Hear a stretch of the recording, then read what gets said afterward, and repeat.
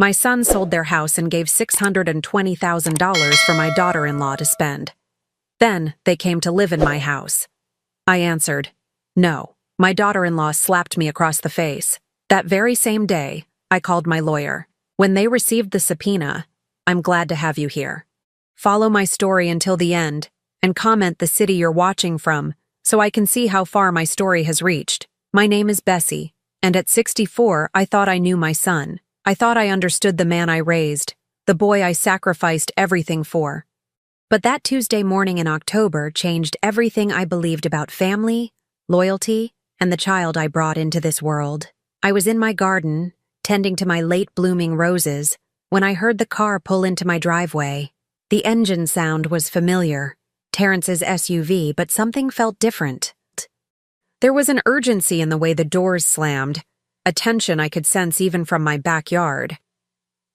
When I walked around to the front of my modest two-story home, I found my son standing on my porch with his wife Lennox. But they weren't carrying the usual signs of a casual visit. Lennox had 2 large suitcases beside her, and Terrence was pulling more bags from the trunk. "Mom," Terrence called out, his voice strained. "We need to talk." I wiped my hands on my gardening apron, studying their faces. Terrence looked exhausted, his usually neat appearance disheveled. His tie was crooked, and there were dark circles under his eyes. Lennox, on the other hand, stood perfectly composed in her designer outfit, her blonde hair styled to perfection despite the early hour. "What's going on?" I asked, unlocking my front door. "Is everything all right?" They followed me inside, their footsteps echoing on my hardwood floors.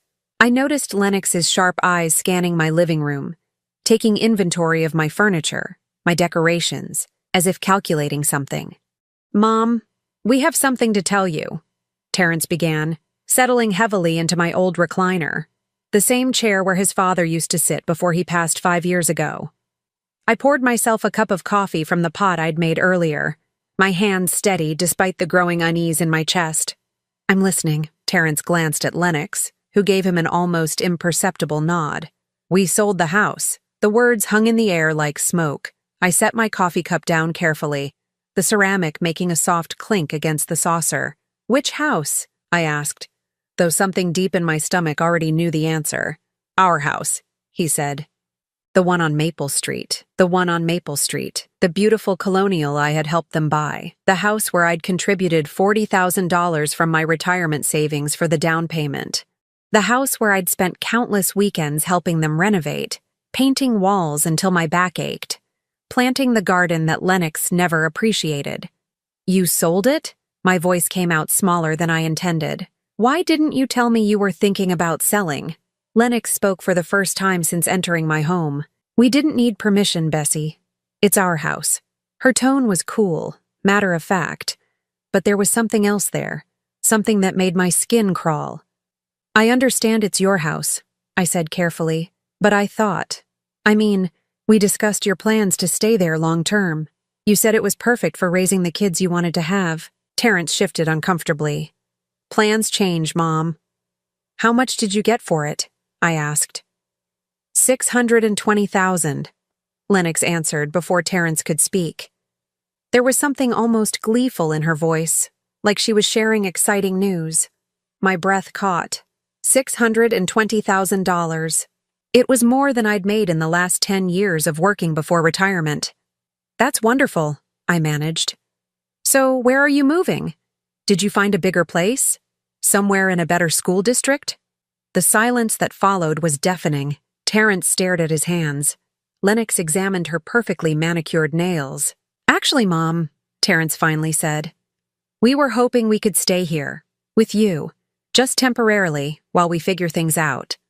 I blinked, certain I'd misheard. "Stay here?" "It would just be for a little while," he rushed to explain. "Maybe a few months, we wouldn't be any trouble." "But what happened to the money from the sale?" I asked. Another silence. This one felt heavier, more dangerous. "Well," Lennox said, smoothing her skirt, "I had some expenses, things I needed to take care of." "What kind of expenses?" "Personal things," she said, her tone suggesting the conversation was over. But I wasn't ready to let it go. Lennox, you just sold a house for over $600,000. What could possibly— I bought some jewelry, she interrupted, and some clothes. I got my car detailed and upgraded the interior. I also took a spa trip to California with my sister. Oh, and I paid off my credit cards. I stared at her, waiting for her to continue, to explain where the rest of the money went. When she didn't, I felt something cold settle in my chest. How much jewelry? I asked quietly. Does it matter? Lennox snapped. It was my money to spend. Your money? The words slipped out before I could stop them. Terrence finally looked up at me. Mom, please. We just need a place to stay while we get back on our feet. Get back on your feet? I repeated. Terrence, you just had over $500,000. How are you not on your feet? It's complicated, he mumbled. I looked between my son and his wife, seeing them clearly for perhaps the first time. Terrence, my boy who I'd raised to be responsible, to think before acting, was sitting in my living room homeless, despite having just had more money than most people see in a lifetime. And Lennox, who had never worked a day since marrying my son, was sitting there in what looked like a brand new outfit that probably cost more than my monthly Social Security check. Where did all the money go, Lennox? I asked again, my voice firmer this time. She rolled her eyes. I told you, I had expenses. $620,000 worth of expenses. It's not your business, Bessie. Something snapped inside me. It became my business when you showed up at my door asking for a place to live. Terrence put his head in his hands. Mom, please don't make this harder than it has to be. Harder than it has to be? I stood up, my coffee forgotten. Terrence, help me understand this. You had a beautiful house, money in the bank, and now you're asking to move in with your 64-year-old mother because your wife spent it all on jewelry and spa trips? It wasn't just jewelry and spa trips, Lennox said defensively. I had debts to pay off. What debts? Credit card debts. How much? She glared at me. Enough. I felt like I was drowning. Terrence, look at me. My son raised his head and I saw something in his eyes that broke my heart. He looked defeated, embarrassed, but also resigned, like he'd given up fighting long ago. How much debt did she have? I asked him directly. Mom, how much, Terrence? He sighed deeply. About $80,000. $80,000 in credit card debt. I felt dizzy. What did she buy with $80,000 on credit cards? Clothes, mostly, he said quietly. Shoes, handbags, vacations before we were married, and the rest of the money from the house? Terrence looked at Lennox, who was now studying her phone as if this conversation didn't concern her. She wanted to redecorate her sister's house as a surprise, he said, and she bought a new car for her mother, and she wanted to invest in her friend's business. What kind of business? A boutique, Lennox said without looking up from her phone. It's going to be very successful. How much did you invest? $300,000. The number hit me like a physical blow. $300,000 invested in a friend's boutique by a woman who had never run a business, never held a job, never shown any interest in anything beyond shopping and spa treatments. So let me get this straight, I said, my voice barely above a whisper. You sold your house for $620,000. $80,000 went to pay off Lennox's credit card debts. $300,000 went to invest in her friend's boutique. What happened to the rest? I told you, Lennox said, finally looking up from her phone with irritation. I had expenses. The jewelry, the spa trips, the car detailing, some furniture for the boutique, gifts for my family. Things add up. I calculated quickly in my head.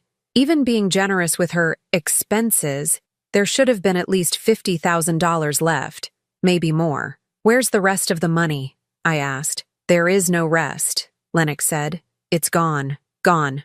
Over $600,000. Gone in a matter of months on jewelry, spa trips, credit card debts, and a boutique investment that I was willing to bet would never see a profit. I sank back into my chair, feeling every one of my 64 years settling into my bones. This wasn't just about money. This was about the son I'd raised, the values I'd tried to instill in him, and the woman who had somehow convinced him to throw it all away. So now you want to live here, I said. Just temporarily, Terrence repeated. I looked around my small home. 2 bedrooms, 1 bathroom, a tiny kitchen. I'd worked for 30 years to pay off this house, to have a place that was mine, where I could live out my retirement in peace. And what's your plan? I asked. How do you intend to get back on your feet? Terrence and Lennox exchanged a look. Well, Lennox said, Terrence will keep working, obviously. And I'm sure the boutique will start turning a profit soon. And if it doesn't, she shrugged, then we'll figure something else out. I stared at this woman who had convinced my son to sell his house and spend over $500,000 in a few months, and who was now sitting in my living room with the casual confidence of someone who expected to be taken care of. No, I said quietly. What? Terrence looked up sharply. I said no. You can't stay here. The temperature in the room seemed to drop 10 degrees. The word no hung in the air between us like a challenge. I watched my son's face crumble, but it was Lennox's reaction that truly unsettled me. Her perfectly composed mask slipped for just a moment, revealing something cold and calculating underneath. Mom, you can't be serious, Terrence said, his voice rising. We're family. Yes, we are family, I replied, my voice steadier than I felt. Which is why I'm not going to enable this disaster you've created. Lennox set her phone down on my coffee table with deliberate force. Enable what disaster, Bessie? My husband made a business decision. Not every investment pays off immediately. Business decision? I couldn't keep the incredulity out of my voice. Spending $600,000 on jewelry, spa trips, and your friend's boutique is not a business decision, Lennox. It's reckless spending. How dare you judge how I spend my money? She snapped, her composure finally cracking. It wasn't your money, I said quietly. It was the equity in a house that my son worked for, that I helped purchase. Terrence stood up abruptly, pacing to my front window. Mom, we wouldn't ask if we had anywhere else to go. What about Lennox's family? Surely her parents live in a 1-bedroom condo, Terrence said, and her sister doesn't have room. The sister whose house she spent thousands redecorating as a surprise? Lennox's eyes flashed with anger. My personal relationships are none of your concern. I stood up, my patience finally exhausted. They became my concern the moment you showed up at my door asking for help. You spent my son's future on frivolous nonsense, and now you expect me to clean up the mess. It's not frivolous, Lennox shouted, jumping to her feet. You wouldn't understand. You've lived in this tiny house your whole life, wearing the same old clothes, driving the same old car. You don't know what it's like to have standards. The insult hit its mark, but I refused to show it. No, Lennox. I don't know what it's like to spend other people's money on luxuries while expecting them to provide me with housing when the money runs out. Terrence turned from the window, his face flushed. Mom, please. I know Lennox made some mistakes. Some mistakes? I interrupted. Terrence, she spent over $600,000 in a few months. This isn't some mistake. This is a pattern of behavior. You don't know anything about our marriage, Lennox hissed. You don't know what it's like to be married to someone who never wants to spend money on anything nice. I know what it's like to live within my means, I replied. I know what it's like to save for the things I want instead of expecting others to pay for them. Lennox's face twisted with rage. Well, aren't you just perfect, Bessie? The perfect mother who raised the perfect son who married the wrong woman. I never said that.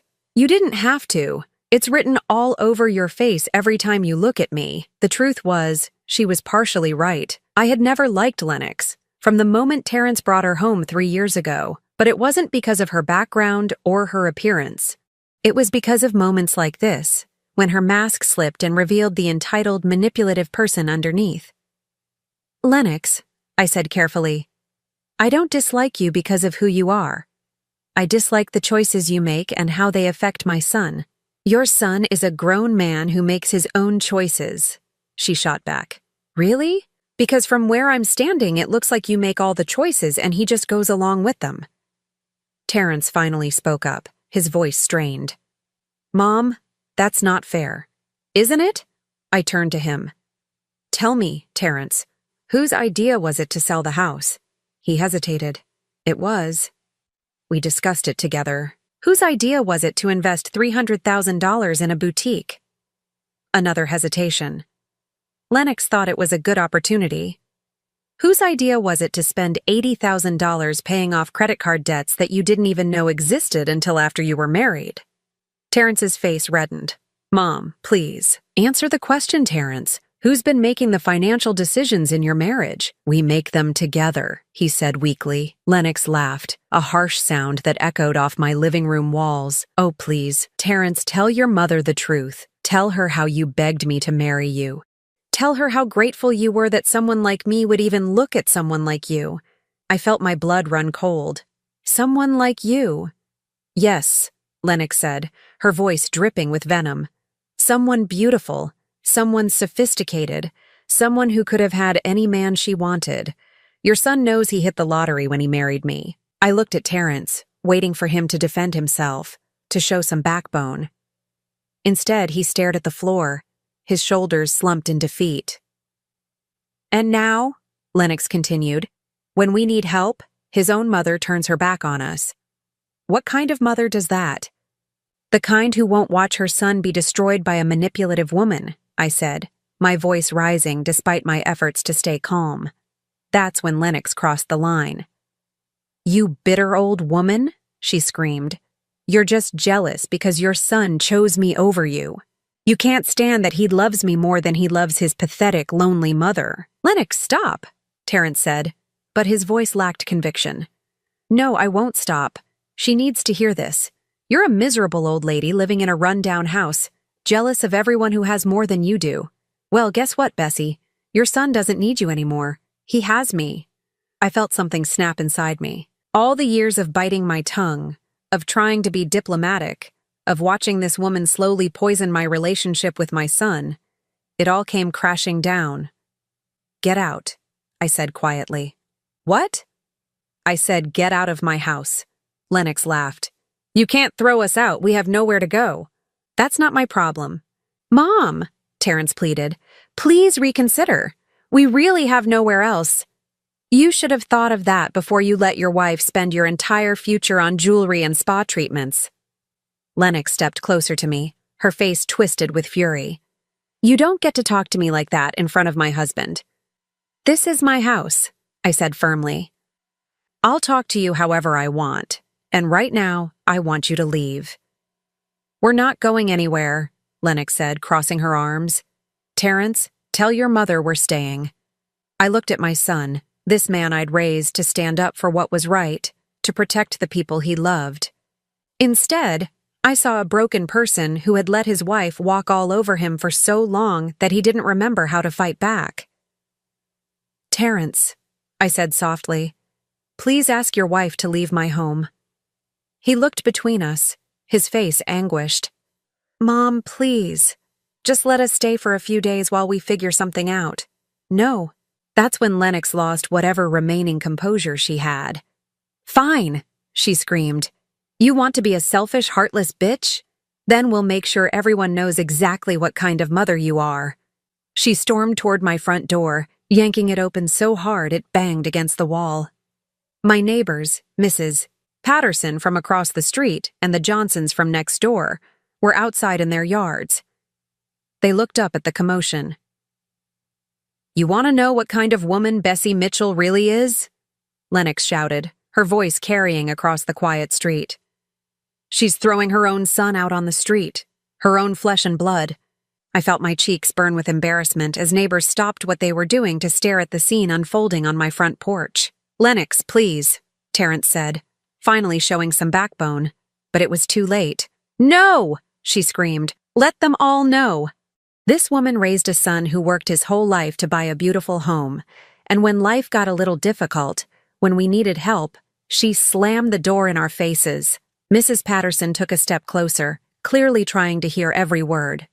We asked for temporary help, Lennox continued, tears now streaming down her face, tears I was sure were completely calculated, just a place to stay while we got back on our feet, and this heartless woman said no to her own child. I stood in my doorway, watching this performance, feeling more humiliated than I had in years. My quiet street, where I'd lived for 15 years, where my neighbors respected me, was now witness to this spectacle. That's enough, I said, stepping out onto my porch. No, it's not enough. Lennox whirled around to face me. You think you're so much better than everyone else, but you're just a selfish old woman who can't stand to see other people happy. Lennox, stop this right now. Why? Because you're embarrassed? Good. You should be embarrassed. That's when she did something that changed everything. In front of my neighbors, in front of God and everyone, Lennox Mitchell raised her hand and slapped me across the face. The sound echoed across the quiet street like a gunshot. I staggered back, my hand flying to my cheek, more from shock than pain. For a moment, nobody moved. Even Lennox seemed surprised by what she'd done. Mrs. Patterson gasped audibly. The Johnsons' teenage son, who had been mowing their lawn, shut off the mower and stared.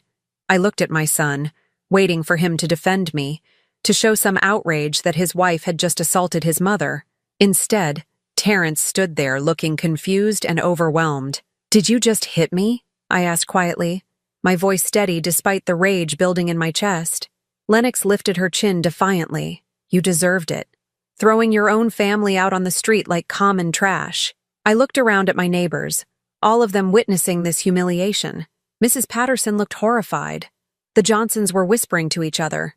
Even the mail carrier had stopped his truck to watch. Terrence, I said, my voice barely above a whisper, your wife just assaulted me in front of the entire neighborhood. He opened his mouth as if to speak, then closed it again. And you're going to stand there and let her. Mom, she's upset. She didn't mean to slap me in the face? Lennox stepped between us. Don't try to make this about you being a victim, Bessie. You brought this on yourself. I stared at this woman who had just humiliated me in front of my neighbors, who had convinced my son to throw away his financial future, and who was now trying to make me the villain in her twisted narrative. Get off my property, I said quietly. Make me, Lennox sneered. I looked at my son one last time, hoping to see some sign that he would stand up to her, that he would choose right over wrong. Instead, I saw a man who had been so thoroughly manipulated that he couldn't even defend his own mother from physical assault. You have 5 minutes to get your bags and get off my property, I said. If you're not gone by then, I'm calling the police. You wouldn't dare, Lennox said, but I could see uncertainty creeping into her eyes. I pulled my cell phone from my pocket and dialed 911. As the phone rang, I watched Lennox's face change from defiance to panic. She grabbed Terrence's arm. Tell your mother to hang up that phone right now, she hissed.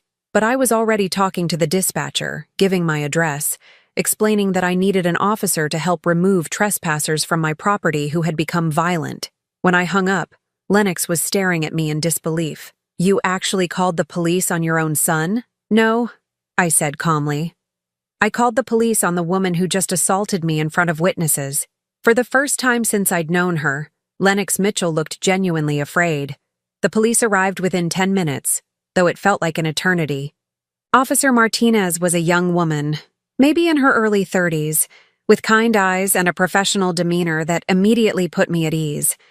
Officer Thompson, her partner, was older, probably close to my age, with gray temples and the weary look of someone who'd seen too much family drama over the years. By the time they arrived, Lennox had managed to compose herself somewhat. She'd stopped crying and fixed her hair, but I could see the panic still lurking in her eyes. Terrence stood beside his luggage looking like a lost child. Ma'am, Officer Martinez said, approaching me first. We received a call about an assault?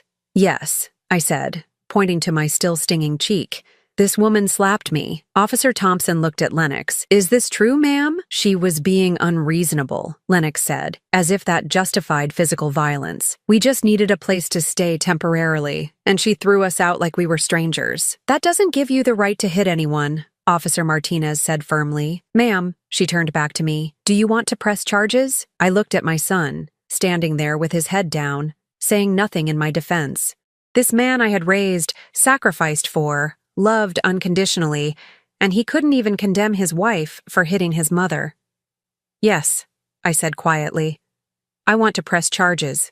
Lennox's face went white. You can't be serious.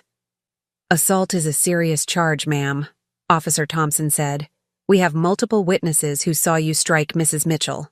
Indeed, my neighbors were still standing in their yards, watching the drama unfold.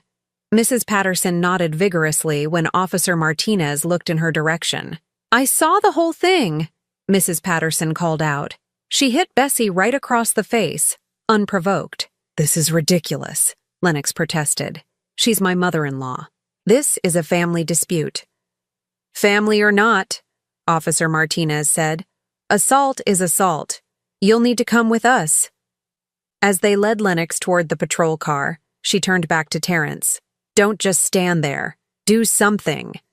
But Terrence seemed frozen, watching his wife being arrested on his mother's front lawn. He looked at me with something that might have been accusation. "Mom, did you really have to?" "Yes," I said before he could finish. "I really had to. Your wife assaulted me in front of the entire neighborhood, and you stood there and did nothing. She's my wife, and I'm your mother, but apparently that doesn't mean anything anymore." Officer Thompson approached with a clipboard. "Mrs. Mitchell, we'll need you to come down to the station to give a formal statement. Can you do that this afternoon?" "Of course." As the police car pulled away with Lennox in the back seat, Terrence loaded his luggage back into his SUV. He moved slowly, like a man in shock. "Where will you go?" I asked, despite everything. He shrugged. "I don't know. Maybe a hotel for tonight." "With what money?" The question hung in the air between us. We both knew he couldn't afford a hotel indefinitely. We both knew this was just the beginning of his problems. "Terrence," I said softly, "this doesn't have to be the end. If you leave her, if you admit that this whole situation is wrong, we can work through this." He looked at me with tired eyes. "She's my wife, Mom. I can't just abandon her. She abandoned you the moment she spent your future on jewelry and spa trips. It's not that simple." "Yes, it is. It's exactly that simple." He climbed into his SUV without another word and drove away, leaving me standing on my front porch feeling more alone than I had since my husband died. The rest of the day passed in a blur. I gave my statement at the police station, detailing not just the assault, but the entire confrontation. The officer taking my statement, Detective Reynolds, was thorough and professional. "Mrs. Mitchell," she said when we were finished, "I have to ask, is this the first time your daughter-in-law has been physically aggressive with you?" I considered the question. "Yes, physically, but she's been emotionally manipulative for years. Can you elaborate on that?" I told her about the gradual isolation from my son, how Lennox always seemed to schedule their visits during times she knew I couldn't make it, how she'd convinced Terrence to skip family gatherings and holidays. I explained how she'd slowly turned my son against me, making him believe that his mother was overly critical and interfering. "And the financial situation?" Detective Reynolds asked. "You mentioned that they sold their house and spent the money." "Over $600,000, I said. "Gone in a matter of months." Detective Reynolds whistled low. "That's a lot of money to go through that quickly. She has expensive tastes and no concept of living within her means. And your son went along with this?" I sighed. "My son has been completely manipulated by this woman. He can't see what she's doing to him, to his future, to our family." That evening, alone in my house, I sat at my kitchen table with a cup of tea and really thought about my situation for the first time. Pressing charges against Lennox was just the beginning. She would be back. They would both be back. And next time, they might not be so direct about their demands. I thought about the house on Maple Street, the one I'd helped them buy, $40,000 from my retirement savings, money I'd worked decades to accumulate, money that had essentially been flushed away along with the rest of their equity. But then I remembered something. When they'd bought the house, there had been paperwork. Lots of paperwork. And because I'd contributed such a significant portion of the down payment, the real estate attorney had insisted on certain protections. I went to my file cabinet and pulled out the folder labeled Terrence House Purchase. Inside were copies of all the documents from the sale, including something I'd nearly forgotten about. A promissory note. The attorney had insisted on it when I'd given them the $40,000. "Mrs. Mitchell," he'd said at the time, "I strongly recommend that this be structured as a loan rather than a gift. It protects your interests and ensures that your son understands the gravity of accepting such a large sum." At the time, I'd protested. I didn't want to make it alone. I wanted to help my son. But Terrence himself had insisted. "Mom, I want to pay you back. This should be official." The promissory note was clear. $40,000 to be repaid at 5% annual interest, with payments beginning 1 year after the purchase date. The loan was secured by the property itself, meaning I had a legal interest in the house. But they'd sold the house without paying me back, without even mentioning the outstanding loan. I picked up my phone and dialed the number for James Crawford, the attorney who'd handled the original purchase. His secretary told me he could see me the next morning. That night, I barely slept. I kept thinking about Terrence as a little boy, how he used to crawl into my bed during thunderstorms, how proud he'd been when he'd graduated from college, how he'd cried at his father's funeral and promised he'd always take care of me. Where had that boy gone? How had he become this man who stood silent while his wife assaulted his mother? The next morning, I dressed carefully in my best suit and drove to James Crawford's office. He was a distinguished man in his 60s, with silver hair and the kind of presence that commanded respect. "Mrs. Mitchell," he said, shaking my hand warmly. "I was sorry to hear about your troubles. Please sit down and tell me what's happened." I explained the entire situation, the house sale, the squandered money, the assault, the arrest. James listened without interruption, occasionally making notes on a legal pad. When I finished, he leaned back in his chair and studied me carefully. "Bessie," he said, "do you understand that you have significant legal recourse here?" "What do you mean?" "The promissory note securing your $40,000 loan was recorded as a lien against the property. When your son sold the house without satisfying that debt, he violated the terms of the note. You have grounds for both breach of contract and conversion." I felt a flutter of something in my chest. Not quite hope, but something stronger than resignation. "What does that mean in practical terms?" "It means you can sue for the full amount of the loan plus interest, plus damages. And because the debt was secured by real property, you may be able to attach other assets to satisfy the judgment."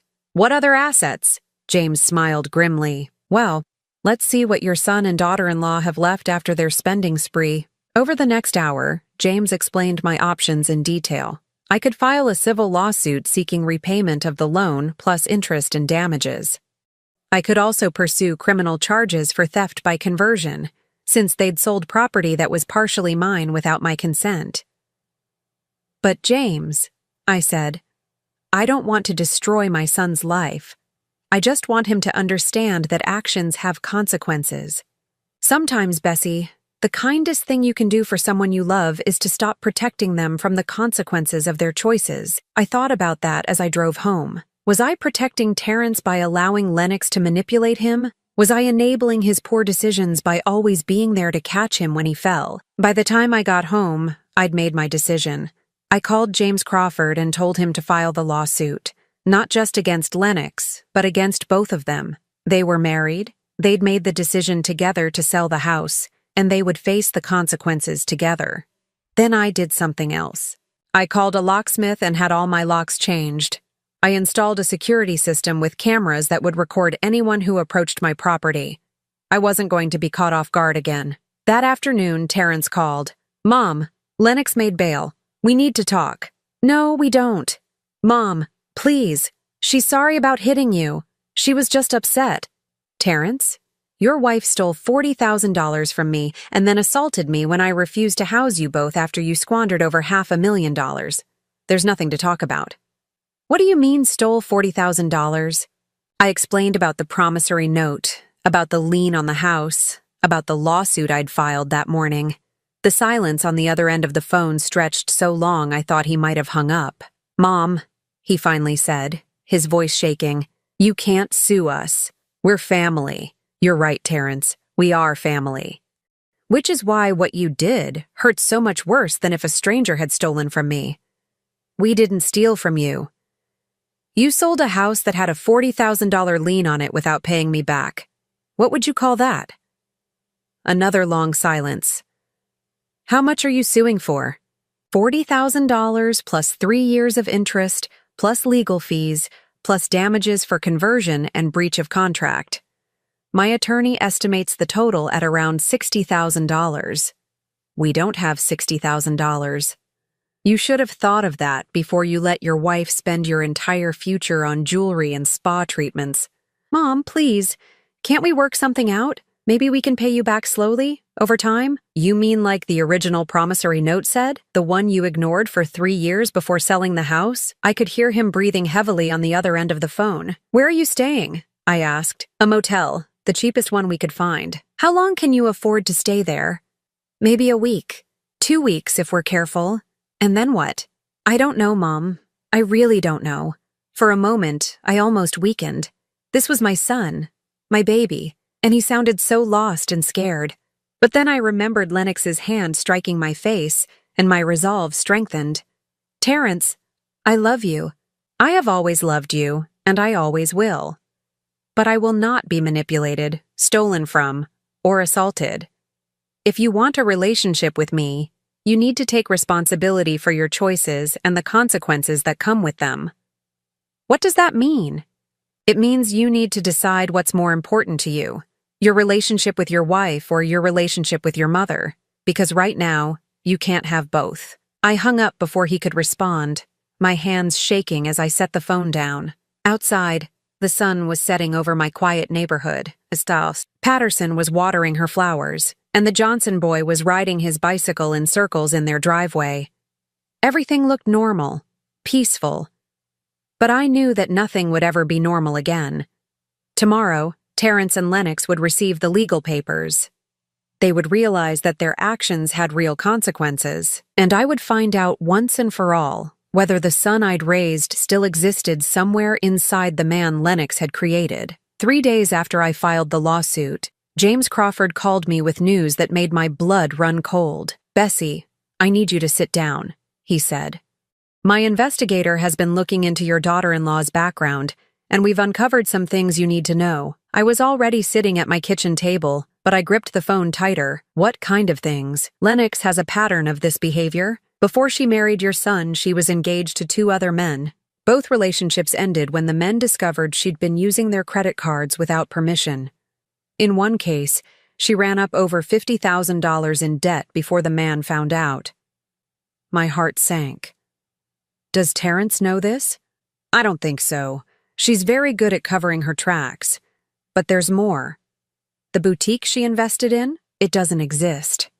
My investigator couldn't find any business license, any storefront, any evidence that this boutique is anything more than a way for her friend to get $300,000 for free.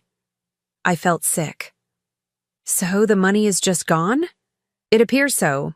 And Bessie, there's something else, something worse. I braced myself. She's been having an affair for at least 6 months, possibly longer. The man is married, wealthy, and she's been using your son's money to fund their relationship. The expensive jewelry, the spa trips, the car detailing, it was all part of maintaining her relationship with this other man. The room spun around me. I gripped the edge of the table to steady myself. My son, my decent, hard-working son, had been completely destroyed by a woman who was using him as an ATM while cheating on him with someone else. Does my son know about the affair? I don't believe so, but Bessie, the man she's been seeing, he's ending the relationship. My investigator spoke to his wife, who found out about the affair and gave him an ultimatum. That's why Lennox is suddenly desperate for money and a place to stay. Her sugar daddy cut her off. I closed my eyes, processing this information. Everything made sense now. The sudden urgency to sell the house, the reckless spending spree, the desperation when I refused to let them stay with me. Lennox wasn't just irresponsible with money. She was a predator who had systematically destroyed my son's life to fund her affair. What do we do with this information? I asked. We use it.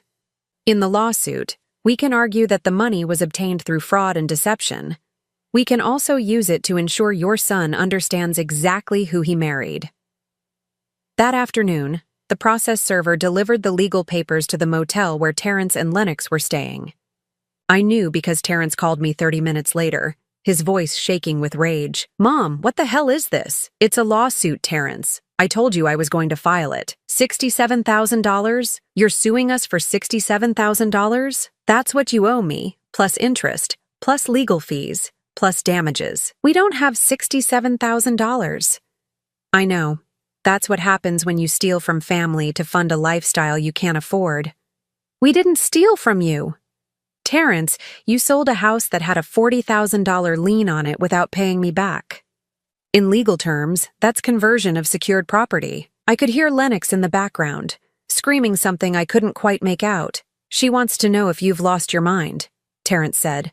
Tell your wife that I'm completely sane. I'm also completely done being stolen from and assaulted. Mom, please, can't we work something out? Maybe we can— No, Terrence. The time for working things out was 3 years ago when you first missed a payment on the promissory note, or it was 6 months ago when you decided to sell the house, or it was last week when you showed up at my door asking for help after squandering over $500,000. The time for working things out has passed. What do you want us to do? We're living in a motel. I want you to get jobs and start taking responsibility for the mess you've made. Lennox can't work. She's never had a job. Then it's time for her to learn. Mom, you don't understand. She's not capable of working some minimum wage job. She's what, Terrence? Too good to work? Too special to contribute to her own survival? The silence stretched between us. Finally, Terrence spoke, his voice quieter now. She says she'll countersue, for emotional distress or something. I almost laughed. Let her try. I have witnesses to her assaulting me. And I have documentation of every dollar she stole. What does she have? More screaming in the background. Then Terrence came back on the line. She wants to know why you're doing this to us. Because you both need to learn that actions have consequences. And Terrence, there's something else you need to know about your wife. What? I hesitated. This was the moment of truth. The moment when I would either save my son or lose him forever. She's been having an affair. The silence that followed was deafening. I could hear my own heartbeat in my ears. What did you say? Lennox has been having an affair for at least 6 months. The man is wealthy and married. She's been using your money to fund their relationship. That's not true. It is true. My attorney hired an investigator. We have proof. You hired an investigator to spy on my wife? I hired an investigator to find out where $600,000 went. The affair was just what we discovered in the process. More silence. Then, in the background, I heard Lennox's voice clearly for the first time. What is she saying? What lies is she telling you about me? She says you're having an affair, Terrence said, his voice hollow.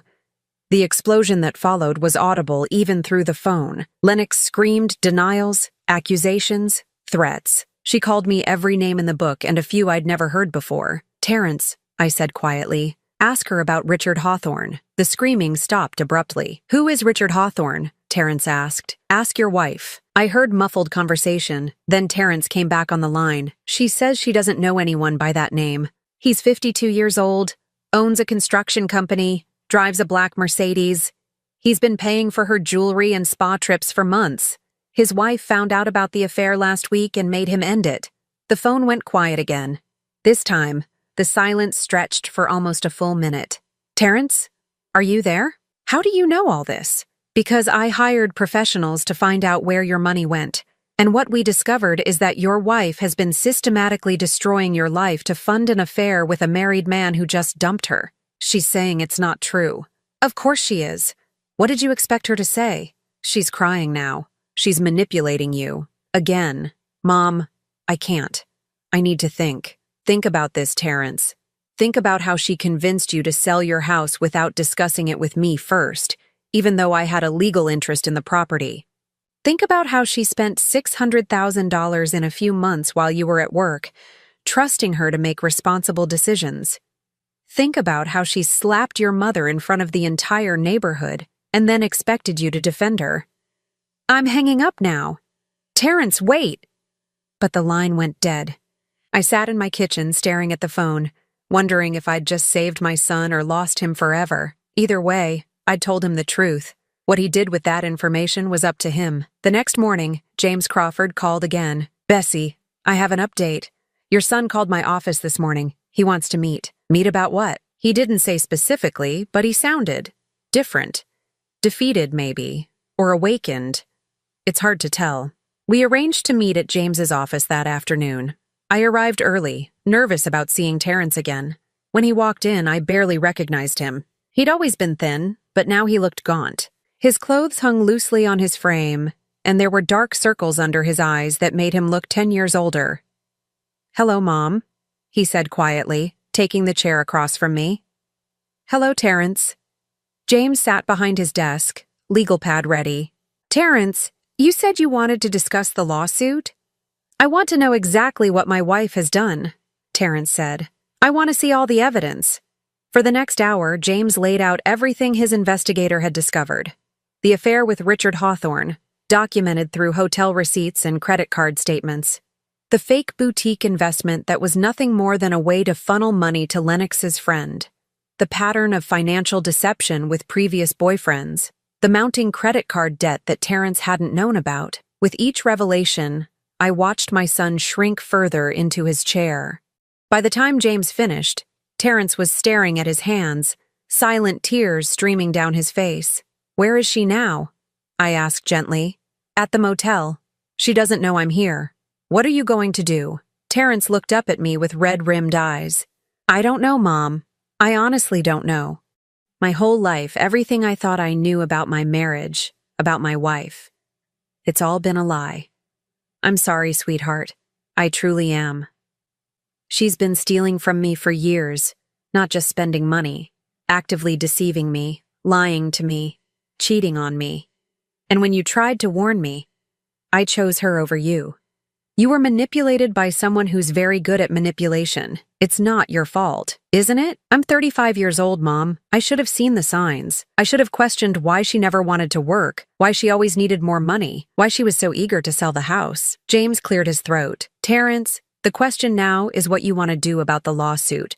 Your mother is entitled to the money you owe her, but we could potentially work out a payment plan if—" "No," Terrence interrupted. "She deserves to be paid back immediately, all of it. Son, you just said you don't have the money. I'll get it. I'll take out a loan, work extra hours, sell whatever I need to sell. Mom, you've been trying to protect me my whole life, and I repaid you by letting my wife steal from you and assault you." He wiped his eyes with the back of his hand. "I won't fight the lawsuit. You deserve every penny." I felt my own eyes filling with tears. "Terrence, and Mom, I want you to know that I'm filing for divorce. Today, I can't stay married to someone who's been lying to me about everything." The relief I felt was overwhelming. "What about Lennox?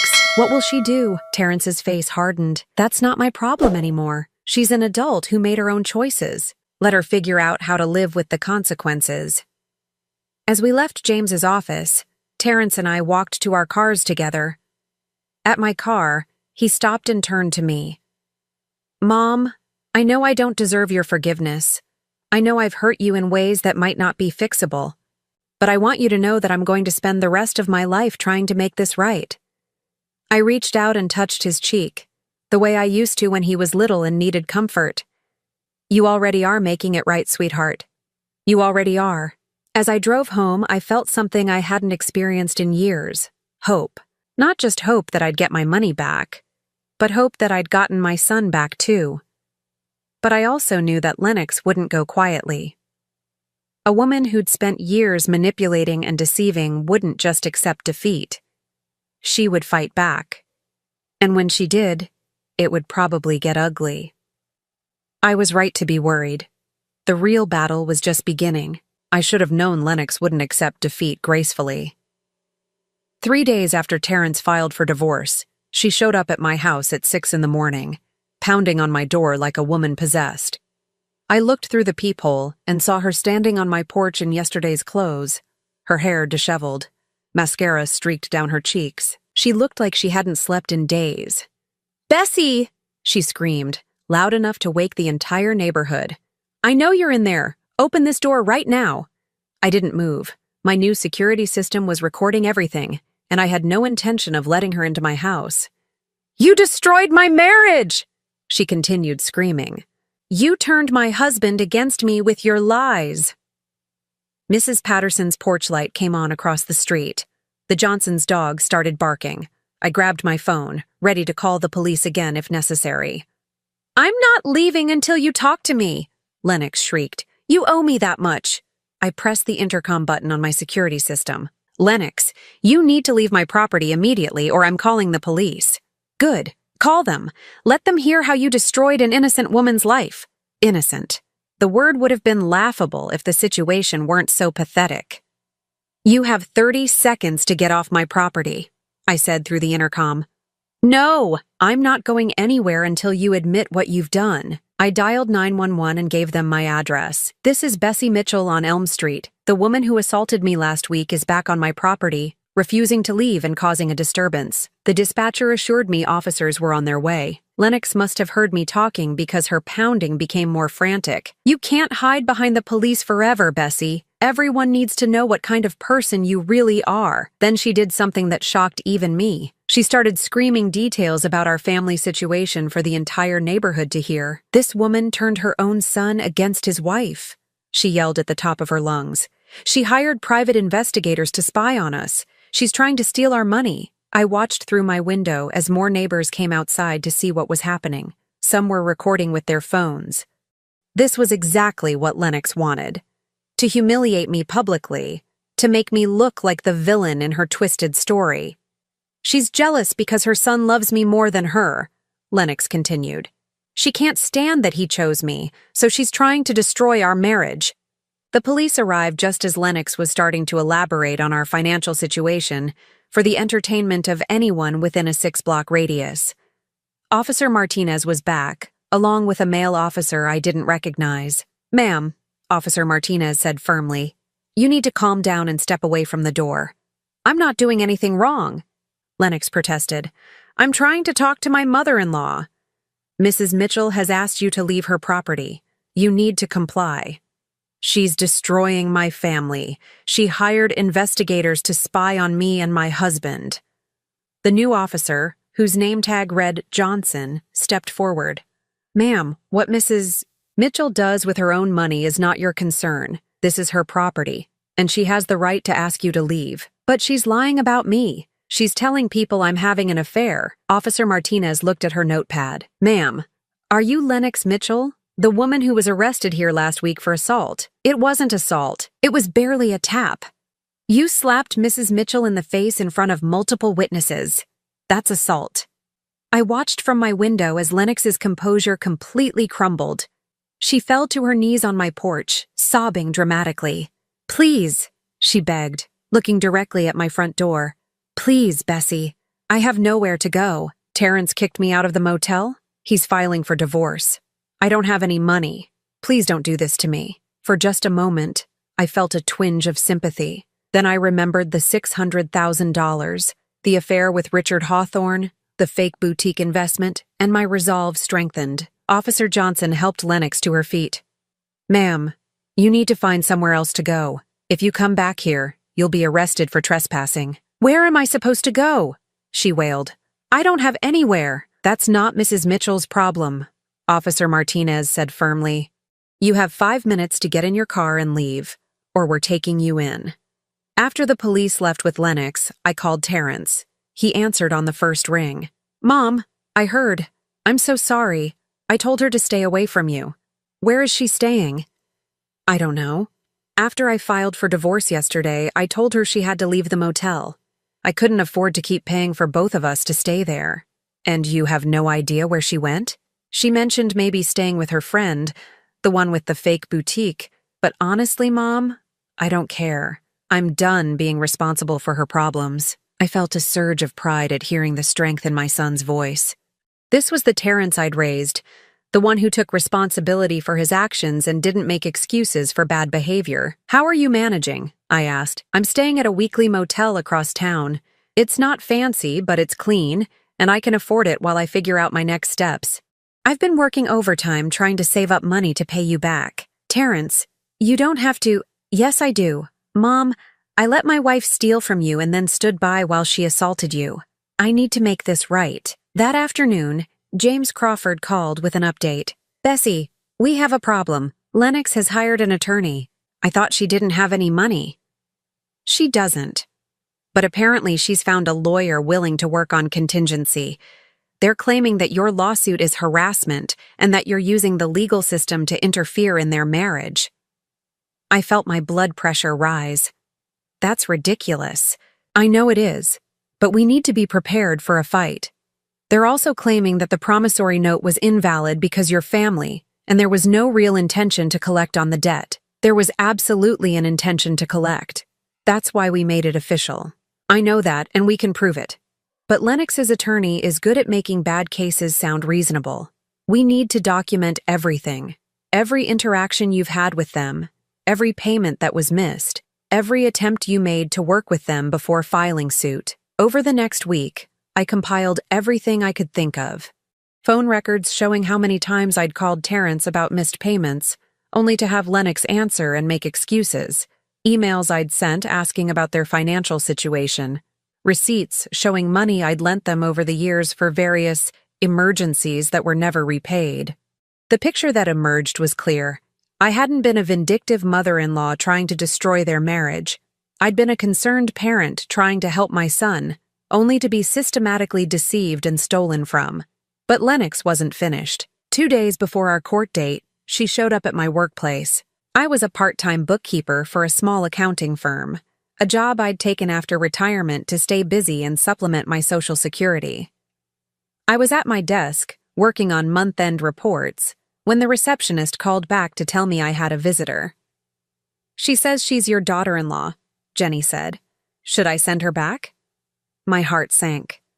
"No. Tell her I'm busy and can't see visitors during work hours." A few minutes later, Jenny called again. "She's not leaving. She says she'll wait all day if she has to. She's making other clients uncomfortable." I sighed and walked to the front office. Lennox was sitting in the waiting area, dressed in her most expensive outfit, looking like she was ready for a business meeting rather than whatever confrontation she had planned. "Lennox, you need to leave. This is my workplace. I just want to talk," she said loudly enough for everyone in the office to hear. 5 minutes. That's all I'm asking." I could see my coworkers watching from their desks, curious about the drama unfolding in our usually quiet office. "We have nothing to discuss." "Please, Bessie. I know I made mistakes. I know I hurt you and Terrence. But I'm trying to make it right." The sincerity in her voice was so convincing that for a moment, I almost believed her. Then I remembered that this was the same woman who had looked me in the eye and lied about having affairs, spending money, and a dozen other things. "What do you want, Lennox?" "I want to settle the lawsuit. I want to make things right between us." "Fine. Pay me the $67,000 you owe me and I'll drop the suit." "You know I don't have that kind of money." "Then we have nothing to discuss."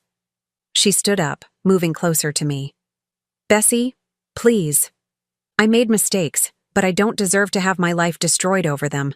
You destroyed your own life when you decided to steal from family and cheat on your husband." The mask slipped for just a second, and I saw the real Lennox underneath, cold, calculating, dangerous. "Fine," she said quietly. "If that's how you want to play it, then that's how we'll play it. But don't think this is over. I know things about your precious son that would surprise you." "What kind of things?" She smiled, a cruel expression that made my skin crawl. "Let's just say Terrence hasn't been completely honest with you about everything."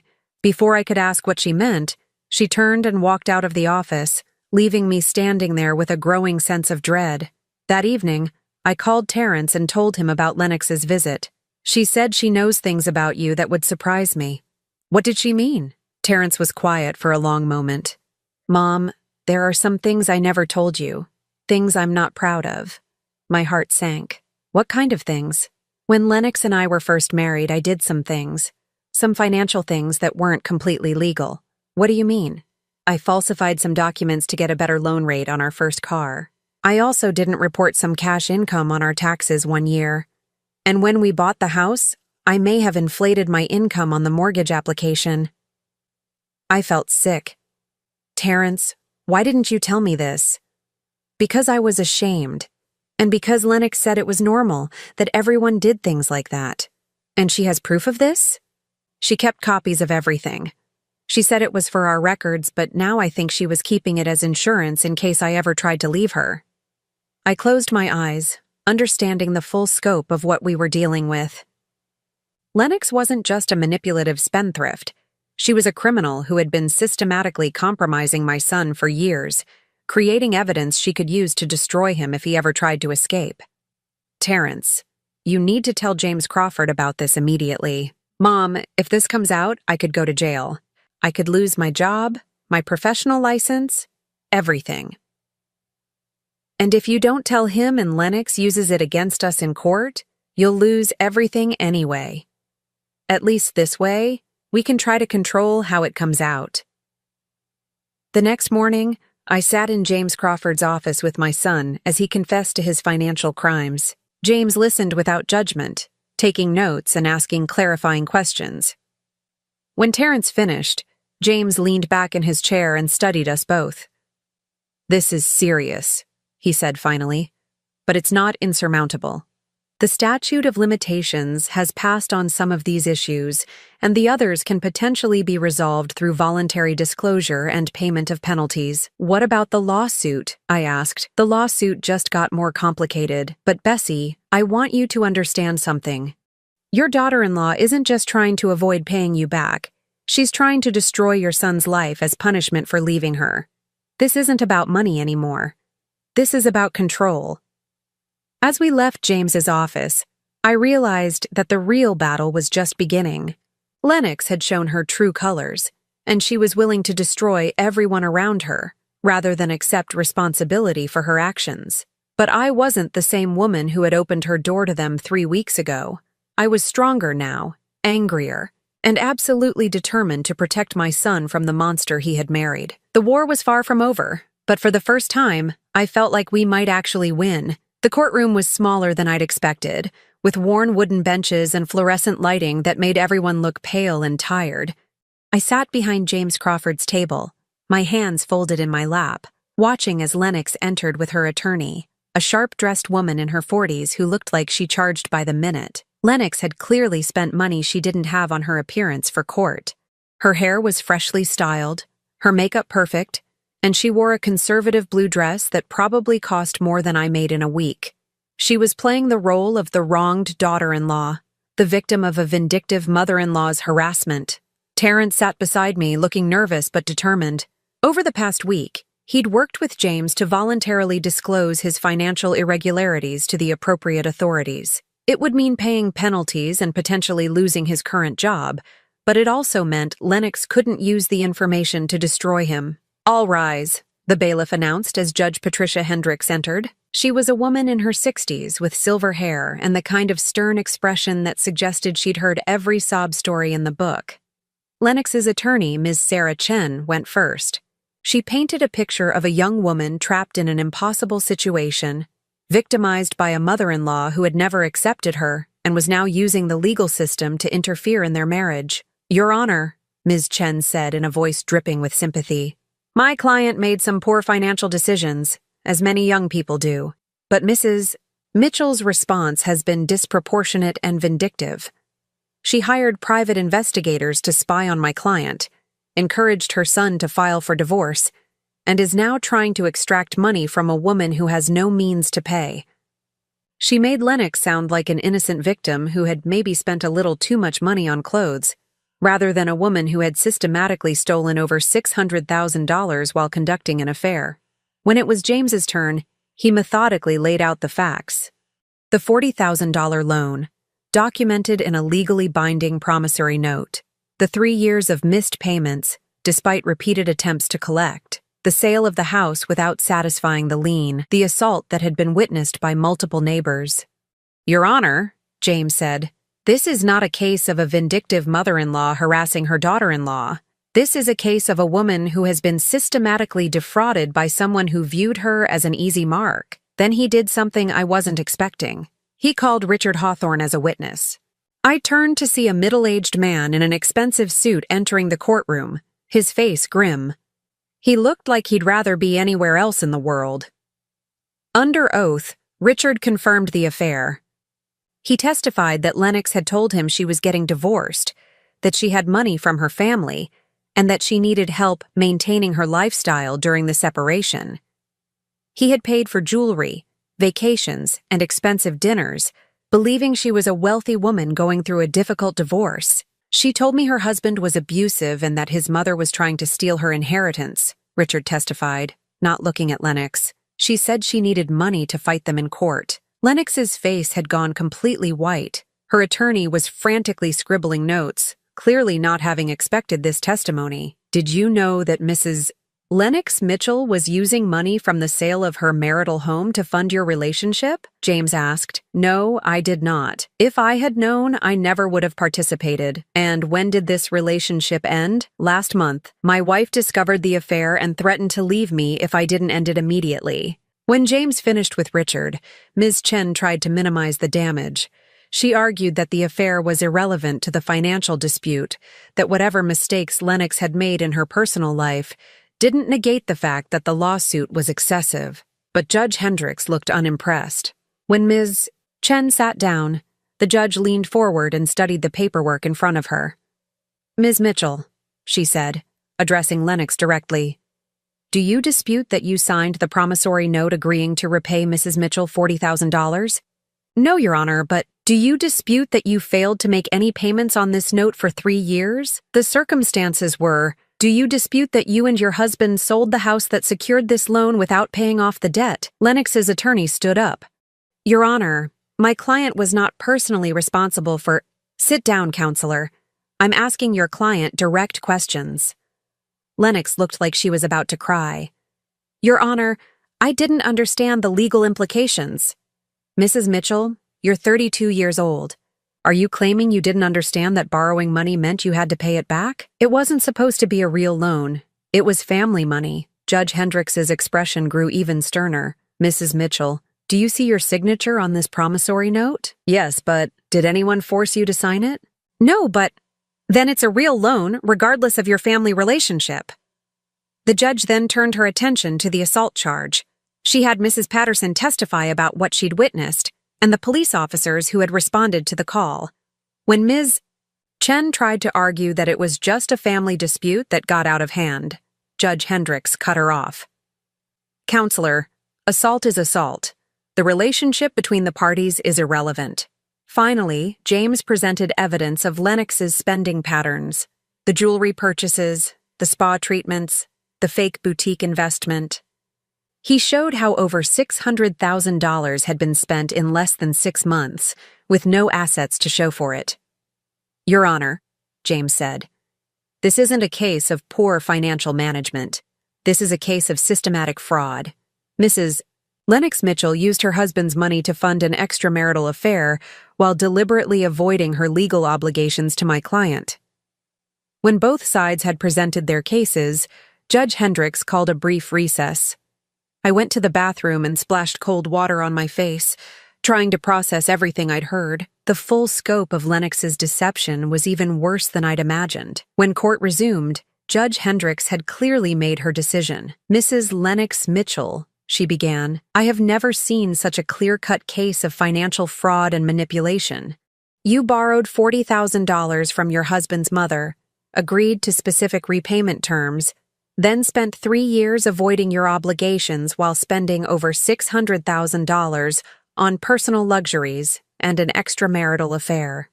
Lennox started crying, but Judge Hendricks wasn't finished.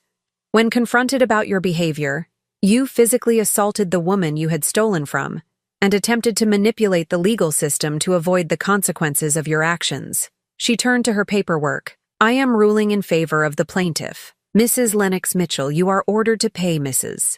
Bessie Mitchell the full amount of $67,000 within 30 days. If you fail to comply, I will authorize wage garnishment and asset seizure. Lennox's sobbing grew louder. Furthermore, Judge Hendricks continued, I am forwarding this case to the district attorney's office for potential criminal fraud charges. The systematic deception and theft demonstrated in this case goes far beyond a civil matter.